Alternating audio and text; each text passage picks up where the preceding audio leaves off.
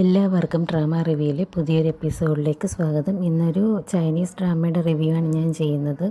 ഇവൻ്റെ സ്കൂളിലേക്ക് ഇവൻ്റെ കസിൻ ബ്രദറിൻ്റെ അച്ഛൻ വന്നിട്ട് ഒരു സീൻ ക്രിയേറ്റ് ചെയ്യുകയാണ്. ആ സീൻ കാരണം ഇവന് പെട്ടെന്നൊരു ആൻസൈറ്റി ഡിസോർഡർ ഉണ്ടാവുകയാണ്. അവൻ്റെ കാതിലൊക്കെ റിങ്ങിങ് സൗണ്ട് കേൾക്കുകയും അവന് ബ്രീത്തിങ് ഡിഫിക്കൽട്ടി ഉണ്ടാവുകയൊക്കെ ചെയ്യുന്നുണ്ട്.